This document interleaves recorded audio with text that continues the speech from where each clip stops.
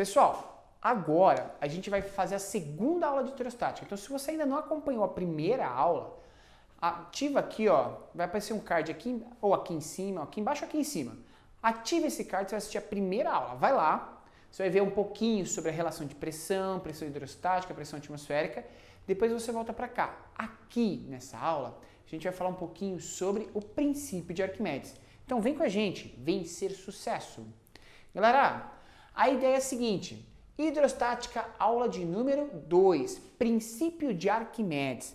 Arquimedes, de Siracusa, ele tinha um problema, ele tinha um grande problema para resolver. Na verdade, ele resolvia vários problemas intelectuais que se tinha dentro do reino em Siracusa. Ele era o cara que resolvia os problemas em si. E aí, um determinado dia, o rei resolveu contratar um aurife para fazer uma coroa nova. O Ourives foi lá e falou, bom, faça a coroa. Só que o rei não confiava muito nesse Ourives, cara. E ele pediu para fazer uma coroa toda de ouro, ouro puro, que ele queria ter a coroa mais linda e mais cara de todo o reino. Legal. Quando o Ourives chegou com a coroa, o rei suspeitou. Mas o que o rei poderia fazer? Porque a coroa era dourada realmente, mas o rei não sabia se era totalmente de ouro. Então ele chama Arquimedes e fala, eu quero que você prove se a coroa é de ouro ou não. Mas assim, se você reclama do trabalho hoje em dia, olha na época de Arquimedes como que era. A proposta para Arquimedes foi a seguinte, Arquimedes, chega aqui, essa coroa é de ouro ou não? Putz, rei, não sei, cara. Pessoal, então o que o rei fez, cara? Isso é muito engraçado. O rei chamou o Arquimedes e falou assim, Arquimedes, o esquema é o seguinte, cara, presta bem atenção. Te dou duas opções. Primeira, você é o cara mais inteligente aqui do reinado, então você vai resolver essa situação para mim. Eu quero que você comprove se essa coroa é de ouro, mas você não pode quebrar ela. Se você comprovar que a coroa é de ouro, eu te dou tudo que você precisa, você se torna um dos caras mais ricos do reinado. Se não, Arquimedes, você morre junto com os caras. Legal, né, cara? Ferrou para Arquimedes. Fala, beleza, vou lá. Cara, Arquimedes começou a pensar em como que ele poderia fazer aquilo. E aí Arquimedes, cara, ele teve uma ideia, uma sacada genial durante um banho. Ok? Tem muitas coisas que você pode fazer durante o banho. Uma delas é pensar. E Arquimedes pensou durante o banho, na época eles tomavam banho em banheiras, em locais públicos. Ok? Com várias pessoas te dando banho, então era banho de gente rica. E ele fez o seguinte, cara, quando ele entrou na banheira, eu não vou conseguir entrar na banheira aqui, nem colocar Arquimedes na banheira, porque vai ser difícil e vai ser meio cruel se a gente for tentar entrar numa banheira aqui. Então, o que eu vou fazer para vocês? Eu vou pegar aqui um recipiente com água. Então, esse recipiente aqui está cheio d'água, certo? E vou soltar pequenas bolinhas aqui. O que eu quero que você faça, eu vou aproximar a câmera aqui agora para você, e o que eu quero que você observe é o seguinte, é o que acontece com o nível da água quando eu vou colocando as bolinhas.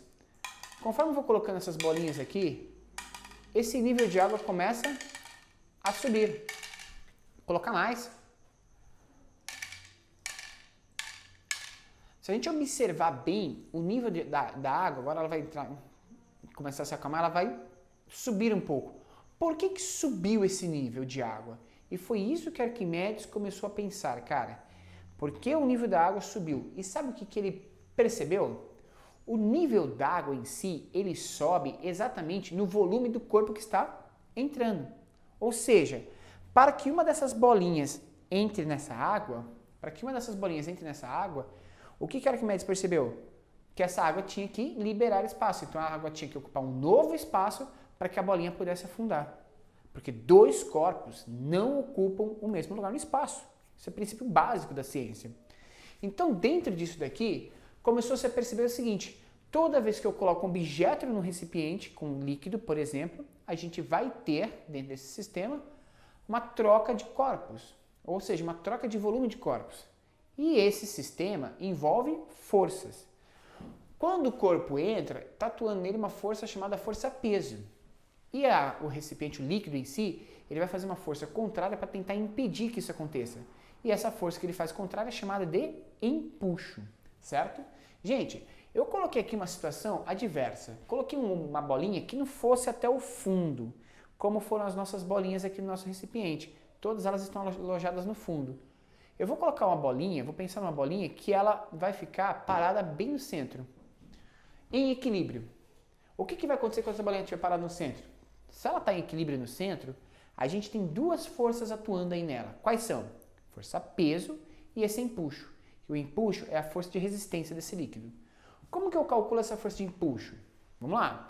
O empuxo não está equilibrando a força-peso? Peso não é massa vezes gravidade? Quando a gente fez a primeira aula, lembra que a gente não usava massa para líquido? O que a gente usava? Densidade vezes volume. Então, eu vou usar a mesma coisa aqui. O empuxo vai ser densidade vezes volume vezes a gravidade. Densidade de quem? Densidade do líquido que está envolvido no sistema. Volume de quem? Volume do líquido deslocado. E sabe qual que é o volume de líquido deslocado? É o próprio volume do corpo que está submerso nesse sistema. Se você entrar na água, ou se você entrar na água, o que vai acontecer? Cara, se eu entrar com metade do meu corpo na água, eu vou deslocar metade do volume do meu corpo em líquido. Eu não vou deslocar todo o volume do meu corpo, eu vou deslocar só metade. Só a parte minha do meu corpo que está submersa. Certo? Então, se eu coloco essa caneta na água, exemplo, e ela ficar essa parte aqui para baixo, embaixo d'água, essa parte daqui para cima, não conta para volume de líquido deslocado, só vou contar esse trecho de volume, certo? E a gente pode fazer isso aqui igualando ao peso do corpo. Mas se eu for analisar o peso de um corpo, que eu vou colocar aqui, eu também posso pensar nesse corpo como densidade. Densidade vezes volume do corpo, vezes a gravidade, certo? E fazer tudo isso baseado no volume do corpo. E a gente vai ver como que isso funciona. Quando você pensa em alguns filmes, alguns clássicos de filmes, imediatamente, se eu falar a palavra iceberg, o primeiro filme que aparece na sua cabeça é Titanic. Rose, oh Jack, Rose, Jack, Jack. Gente, se a gente pensar nessa situação da Rose e do Jack no Titanic, o grande lance não é a relação entre eles, mas o porquê que o Titanic afundou. Como que um navio daquele tamanho não viu um pedaço de rocha, cara? Porque a rocha em si, quando você observa o Titanic batendo no filme, é uma rocha muito pequena. O que afundou o Titanic? O que afunda o Titanic é que aqueles pedaços de rocha, na verdade, são grandes blocos de gelo. E o gelo é menos denso do que a água. Como o gelo é menos denso que a água, boa parte do gelo consegue afundar, mas uma pequena ponta desse gelo flutua. Eu vou tentar fazer essa explicação colocando esse pedacinho de papel aqui na água, certo? Vamos ver se a gente consegue estabilizar isso aqui e ver isso aqui acontecendo. Ó, vou colocar o papel, ele vai começar a absorver um pouquinho de água, vai afundar e vai ficar uma pontinha dele para fora. Quase nada, cara, mas uma ponta desse papel ficou para fora, certo? Essa pontinha de papel que ficou para fora desse líquido é exatamente o que acontece no iceberg. É uma pontinha de nada, quase nada aqui de papel para o lado de fora e todo o restante está submerso no líquido. Por que que isso acontece? Por causa da relação de densidade. E como que eu posso explicar isso acontecendo nessa ciência de icebergs? A gente vai falar o seguinte, ó, a densidade do gelo é mais ou menos 0,91 gramas por centímetro cúbico. Essa é a densidade do gelo. E a densidade da água líquida é de 1 grama por centímetro cúbico. Então eu tenho gelo e água, certo? Como que ficam as forças relacionadas aí? A gente vai pensar o seguinte, ó, quando o iceberg está aqui em repouso, lembra? Ele não está no fundo do recipiente. Ele está parado, não está flutuando? Se ele está parado, flutuando, o que a gente tem aqui, gente? A gente tem peso e empuxo, equilíbrio de forças. Então eu vou fazer esse equilíbrio, ó. Peso igual a empuxo. Peso de quem? Do corpo, que é o iceberg. Então é a densidade do iceberg, que é a densidade do gelo, vezes o volume do iceberg todo, vezes a gravidade. Quando eu vou pensar no peso, é o peso do corpo inteiro. O que está submerso e o que não está. Então é o volume total do iceberg. Isso tem que ser igual ao empuxo. Aí o empuxo depende do que está submerso. Então vai ser a densidade do líquido vezes o volume de líquido que é deslocado vezes a gravidade. Aí que vem o grande lance. Qual é o volume de líquido deslocado, gente? O volume de líquido deslocado é igual ao volume do corpo que está submerso. Então eu posso trocar esse volume de líquido deslocado pelo volume do corpo submerso. Então eu fiz aqui, ó, densidade do gelo, 0,91. Volume do corpo, VC. Densidade do líquido, 1. e volume do corpo submerso, VCS. Volume do corpo submerso.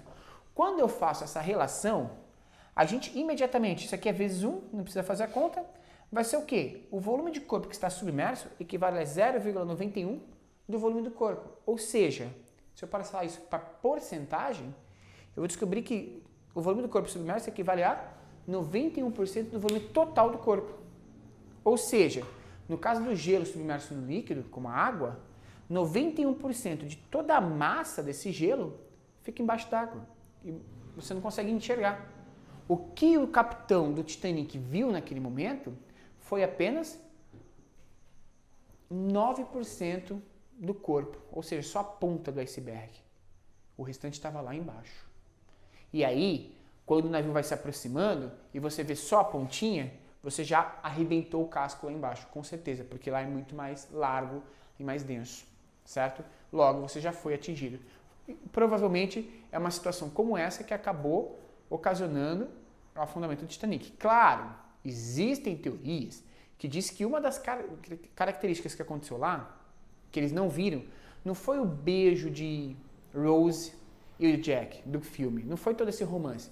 Vou aproveitar para explicar para você. O que os cientistas dizem que aconteceu é que aconteceu um fato chamado Fata Morgana. E aí, o Fata Morgana ele é muito sério. O que acontece nesse tal Fata Morgana, gente? Fata Morgana é o seguinte, aproveitar a deixa. Você tem diferença de temperatura drástica entre a região que está próxima da água e a região que está próxima do gelo. Essa diferença de temperatura cria uma densidade diferente no ar que está próximo da água e no ar que está próximo do gelo.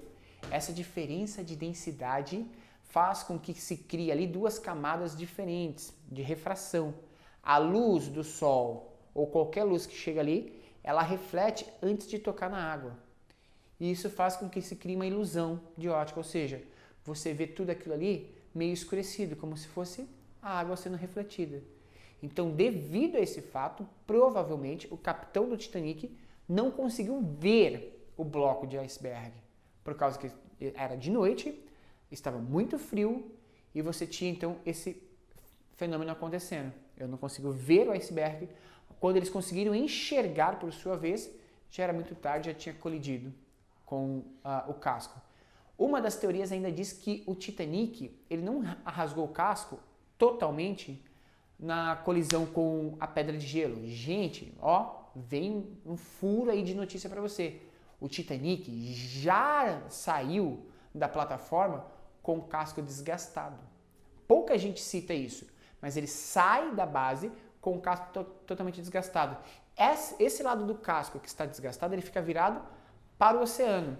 E a parte dele que está totalmente reformada fica virado para a costa. Então, a hora que as pessoas embarcam, elas não percebem que o lado de lá está com alguns vazamentos. Eram vazamentos controláveis, mas eram vazamentos que você já tinha. Uma pequena colisão num casco enfraquecido pode ocasionar uma grande tragédia. Foi o que aconteceu com o Titanic. São teorias relacionadas ao que possa ter acontecido, o que a ciência explica em relação a isso. Beleza? Só para a gente fechar esse assunto. Mas o que eu trouxe para vocês de hidrostática é que o princípio de Arquimedes, então, ajuda a gente a entender como funciona o princípio dos icebergs e ajuda a gente a entender o equilíbrio de corpos dentro da água e como que eu posso verificar o volume das bolinhas. Lembra das bolinhas no início? Era possível medir o volume delas. Como? Marco qual que é a altura que estava aqui desse copo, qual que era o volume de líquido que eu tenho, coloco as bolinhas, verifico a altura que ele atingiu novamente, vejo esse novo volume e através disso, como o volume de líquido deslocado é igual ao volume do corpo que entrou nesse sistema, eu consigo ver o volume das bolinhas muito facilmente. É assim que os cientistas fazem para medir volume de corpos que são difíceis da gente medir com outros instrumentos. Beleza? Gente, essa foi a nossa segunda aula de hidrostática, onde a gente falou do princípio de Arquimedes, beleza? Espero que você tenha curtido muito essa aula, espero que essa aula faça todo sentido para a hora que você for fazer o seu vestibular, o seu Enem, a sua prova aí no final do ano, e que você possa lembrar desses conceitos na hora da prova, é muito importante. Se você curtiu esse vídeo, deixa aquele like, deixa o seu comentário aqui embaixo e não esqueça de compartilhar esse vídeo com seus amigos. É importante que esse projeto chegue a maior número de pessoas, beleza? Agradeço a todos vocês que assistiram, agradeço os alunos que estiveram presencialmente aqui. Gente, até o próximo vídeo, valeu, tchau!